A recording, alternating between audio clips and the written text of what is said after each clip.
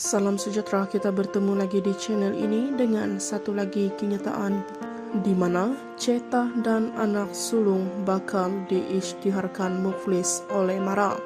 Gagal membayar pinjaman Majlis Amanah Rakyat bernilai hampir 1 juta ringgit, pelakon populer Rosita Chehwan dan anak sulungnya Ahmad Effendi bakal diisytiharkan muflis. Menurut bahagian Undang-Undang Mara, langkah itu adalah prosedur susulan yang dilakukan terhadap aktris itu selepas dia gagal melunaskan hutangnya dalam tempoh 7 tahun. Selain itu, pinjaman Mara berjumlah 960.000 dibuat syarikat milik pelakon itu dengan Rosetta dan anak lelakinya sebagai penjamin. Difahamkan pada Julai tahun lalu, Mara sudah memfailkan notis keberangkapan kepada Rosetta dan anaknya, tetapi disebabkan wujud isu teknikal ia ditarik balik pada bulan lalu sebelum diteruskan dengan tindakan duit penyitaan dan penjualan WSS harta pelakon terbabit pada Selasa lalu. Pengerusi Mara, Datuk Dr. Ashraf Wazdi Dusuki, berkata di tindakan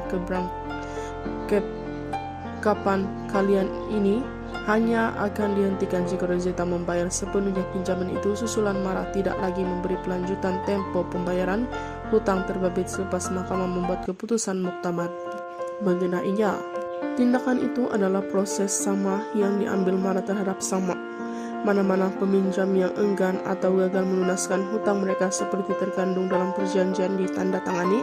Selepas berbagai pemudah cara pembayaran diberikan, saya sudah mengerah bahagian Undang-Undang Mara mengambil tindakan muflis terhadap pelakon itu karena kita sudah memberi tempo secukupnya untuk beliau melunaskan hutang pinjaman hampir 1 juta ringgit yang dibuatnya sejak 7 tahun lalu.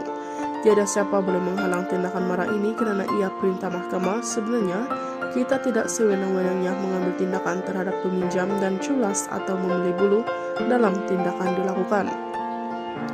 Ini kerana Mara terikat dengan prosedur dan proses yang ketat menurut lunas undang-undang. Malah sebelum sebarang tindakan perundangan dilakukan, nilai ihsan juga diutamakan dengan memberi ruang kepada peminjam dan bermasalah untuk datang ke Mara berunding mengenai penjadwalan dan penstrukturan hutang mereka. Katanya lagi, terdahulu Ceta menerusi laporan media memaklumkan dia tidak kisah dengan segala laporan media berkenaan isu itu, namun berita yang dilaporkan haruslah betul dan tidak jatuh fitnah. Tulislah apa kalian nak tulis untuk aibkan orang, tapi jangan cerita tak betul dan jatuh fitnah, itu saja saya minta. Tak kisah berita apa yang ingin dipamerkan, tapi jangan cerita yang palsu, jelas kepada pemberita. Itu saja info hari ini. Sekian dan terima kasih.